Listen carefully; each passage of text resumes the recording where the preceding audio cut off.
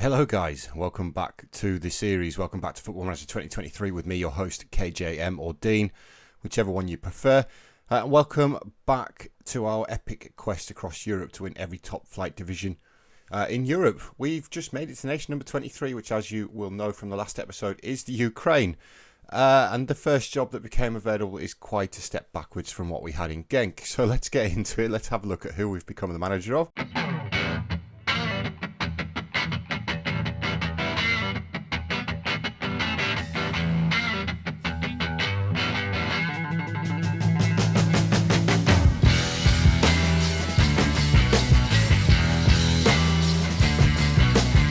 We are now the manager of Zorya Luhansk in the Ukraine.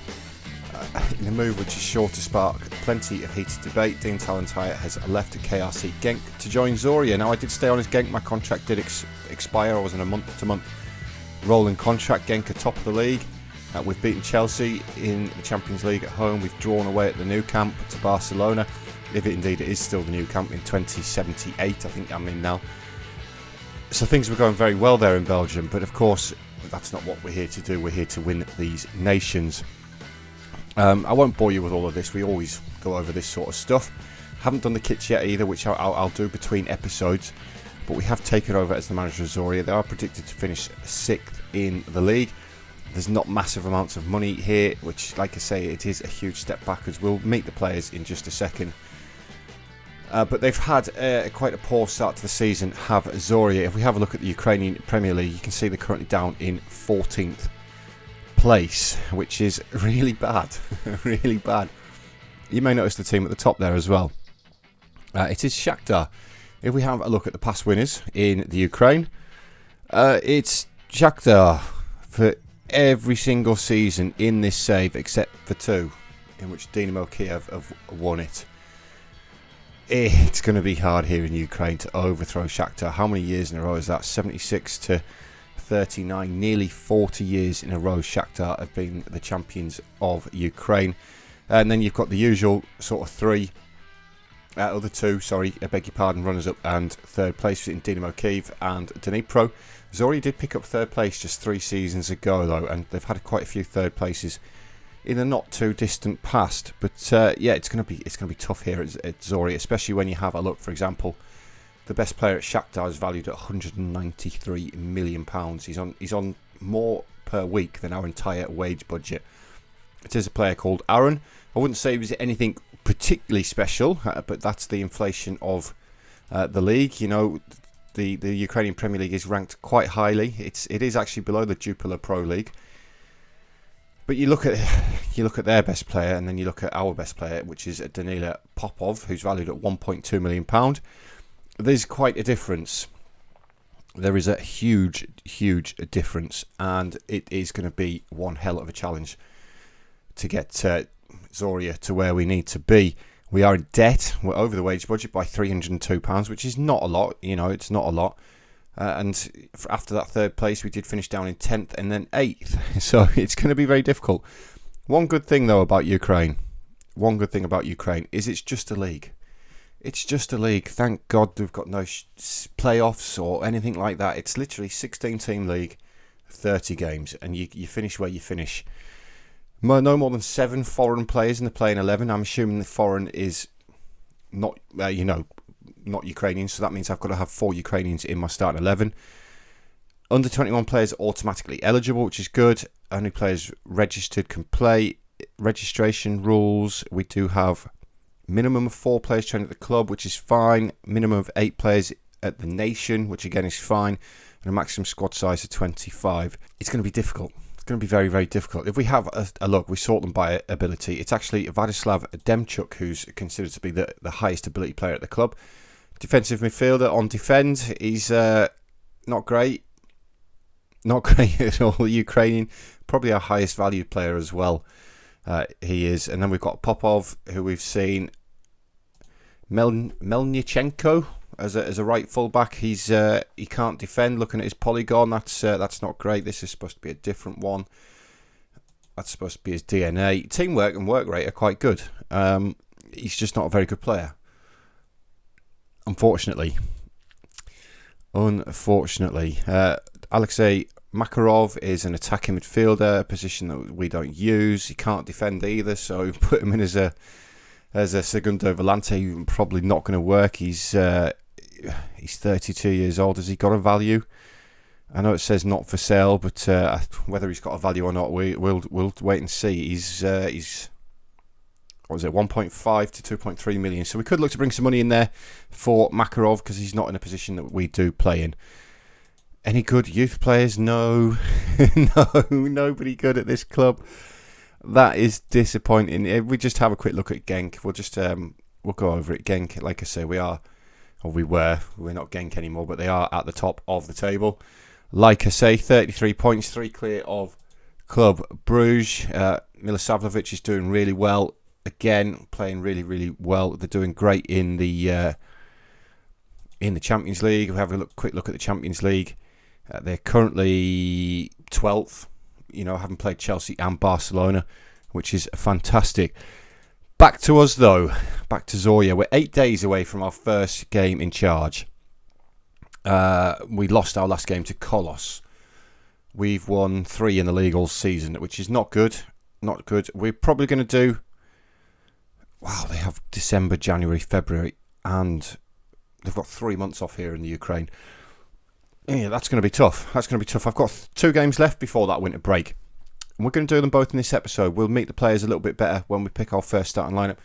So I'll come back with you guys in just a minute. We'll probably do those 2 games, and then I'm probably just going to play through the rest of the season, and hopefully we've avoided the relegation by that point, and we can look to build for next season. Hopefully maybe Dnipro or Dynamo Kiev lose their manager over the summer. You can Dnipro are way off the pace. Of course, they've got games in hand, but they are way off the pace as things stand. So maybe that won't become available for us. But I'll catch up with you guys again in 8 days' time, and we'll come back and we'll see if we can get a win in our first game. That would be good, wouldn't it? Right, guys, welcome back.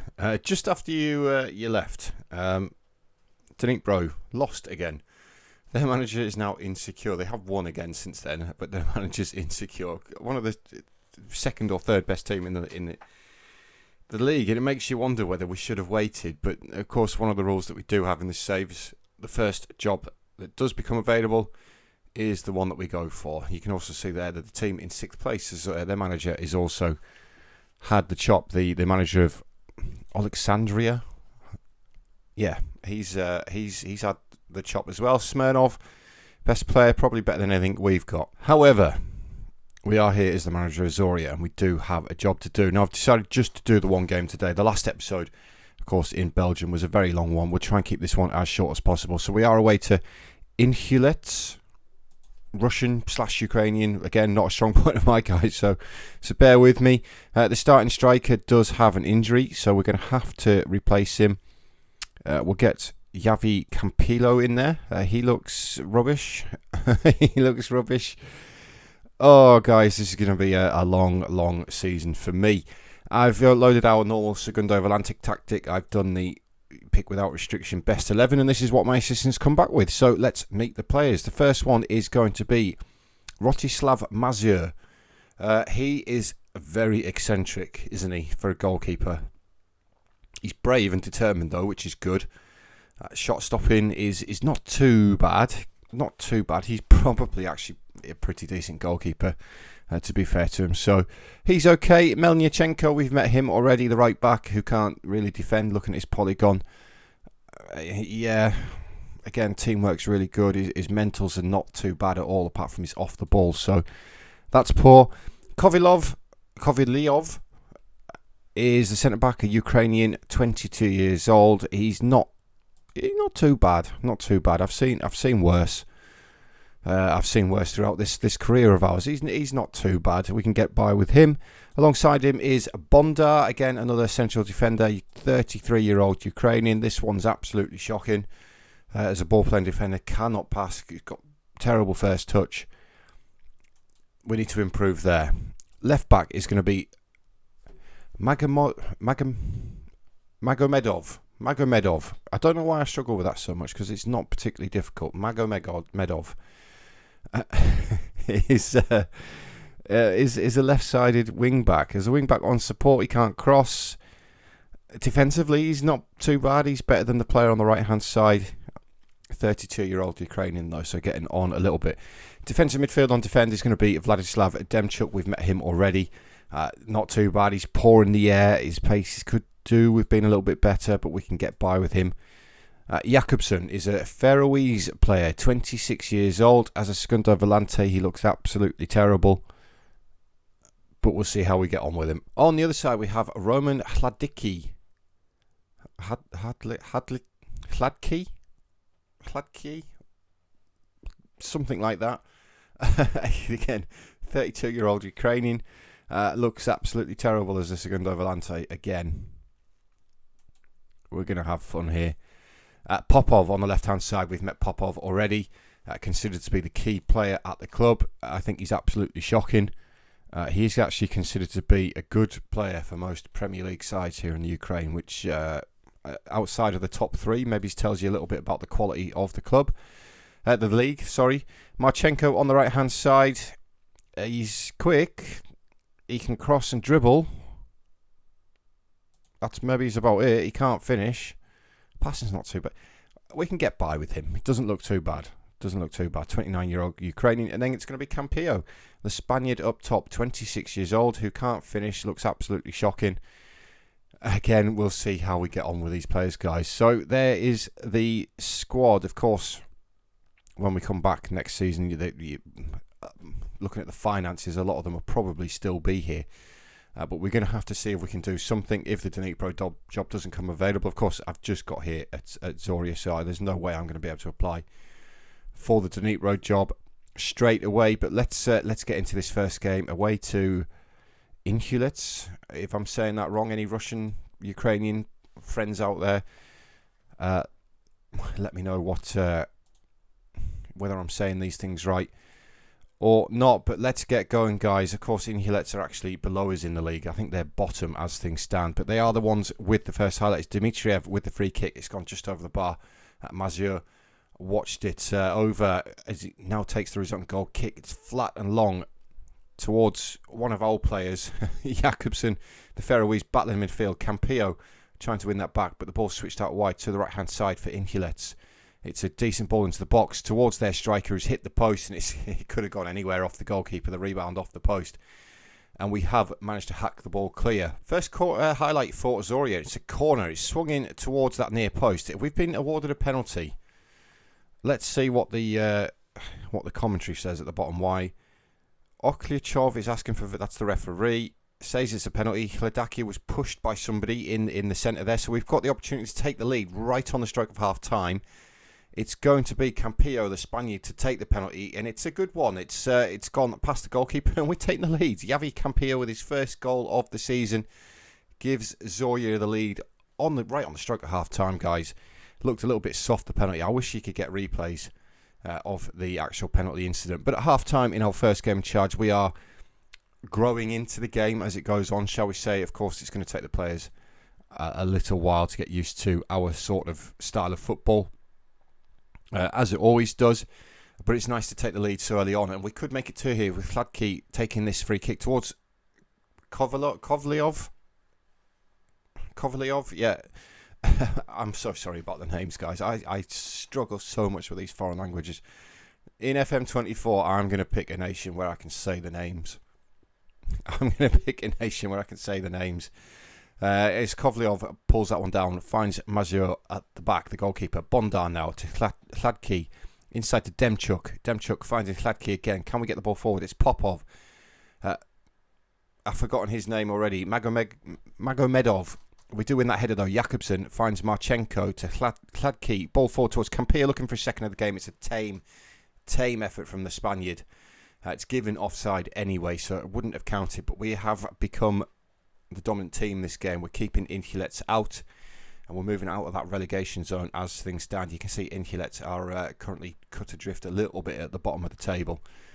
But it would be nice to move out this relegation zone onto the same number of points as Dnipro, no less, albeit having played 4 games more. Into the final 15 minutes, we do have another highlight. It's Campillo to take the corner. Can he pick out anybody at that near post? Or can we win another penalty? Marchenko gets there. Marchenko with his 3rd goal of the season doubles the lead for Zorya with a great header at that near post. the attacking midfield on the right-hand side is getting on the end of that. This is supposed to go towards my two centre-halves. He comes off the line where he's supposed to be marking the goalkeeper. And it's a great header from the winger there to double our lead, which is always nice. And it brings our goal difference down to a -5. In terms of where we're going to aim this season, guys, where do you think we can get to? Can we challenge for the European spots and get some finances in through the door at this club? As Popov has a go from the edge of the area there, it's speculative to say the least. We're thick and fast the highlights now. Hladký with this free kick, direct on goal. Can he find the back of the net? It's a good one. It's a great save by the goalkeeper. Would have been a fantastic end to today's match with that if that free kick had gone in. We do have the corner though. Can we pick out another teammate from this corner? It's a good one by Bondar gets there, and Yaroslav Bondar makes it 3-0 on our debut as the Zorya manager, away from home as well. I know the bottom of the league. I don't care. A win is a win. A win is a win, and we need as many of them as we can get. So at the full-time whistle, a fantastic performance there. 3-0, 25 shots, limiting Inhulets to just the 4. We've absolutely dominated the game. At the end of the day there, it was a little bit of a slow start, but it's a really, really good result for us. So just confirmation after that game, a fantastic 3-0 win. We have now moved out of the relegation playoff places. I believe they are in the Ukrainian Premier League. I haven't actually had a proper look and see how many teams go down and how many go into a playoff. But we've moved out of that. Now, like I said, target-wise, I don't know where we're going to be aiming for. Of course, we're never going to catch Shakhtar this season. That is out of the question. But we have took over teams down near the bottom of leagues before, and we've made a push into those European places. It would be fantastic if I could do that again with Zorya. Of course, that was only our 4th win of the season here, though, in 16 games. So it is going to be tough. But in terms of finances and improving this club and breaking Shakhtar's 38-year dominance on the league, we're going to have to do what we can to get up there. So I'm going to do that now. I'm going to go work through the end of the season, guys. I'm confident we'll survive, so I don't think I need to come back unless we do happen to be in a relegation scrap come the final game of the season. I will come back and do that one. If we're not and we're comfortably in that sort of mid-table area, then I will just come on to next season. I will sort the kits out and stuff like that with Kitbasher between now and the next episode. And hopefully we can build on next season here in the Ukraine. But guys, welcome to the Ukraine. Welcome to Zorya. Hopefully we can do a good job here and push them up the table. But thank you very much for watching, guys. Please remember to hit that thumbs up button for me. Please let me know about my pronunciations as well. Like I say, Russian/Ukrainian. I don't know if they're different languages even, Russian and Ukrainian. They did mention in my interview that I don't speak Russian. Whether that's just a Football Manager thing, I don't know. But yeah, please continue to support me along my journey on this epic quest that we're doing. Nation number 23 now of the Ukraine.